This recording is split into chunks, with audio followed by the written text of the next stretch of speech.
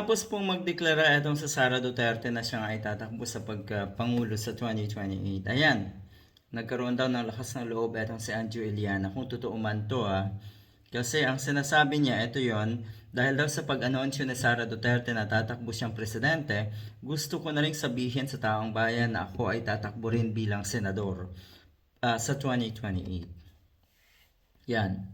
Sinabi na rin naman netong si Anjo Eliana dati pa na siya daw ay papasok sa politika nga, I mean sa mataas na posisyon.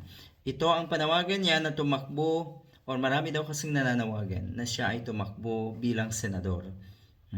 Siya daw yung magpapakulong sa lahat ng mga magnanakaw sa gobyerno. Alam niyo po, ang ipapakulong niyo dyan sa mga nasa pwesto sa gobyerno, sila po yung mga kaalyado ng mga Duterte. Si Sara Duterte mismo. Si Digong nauna na. Susunod si Bato at si Bongo. Sila. Hindi mo ba alam yan? Oh. Ayan. Nagdeklara na rin na siya daw ay tatakbo. Pero ang totoo, bago ka daw tumakbo, eto, meron kasing nababalita rin na eto daw na si Anjo Eliana ay nagtatago na rin. Yan yung sistema nila. Una, kunwari, pa-hero, merong ibinuking, yun pala ay pawang kasinungalingan, imbentong kwento para siraan ng ibang tao dahil sa kanilang personal na agenda. Dahil sa kanilang inggit. Yan. Alam na alam ko yan.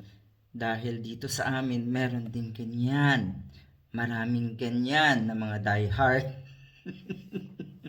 So, ayan, nagtatago na daw itong si Anjo Eliana. Dahil nga maraming demanda sa kanya ang TVJ. Maraming demanda laban dito sa nag-aambisyon na maging senador ang TVJ.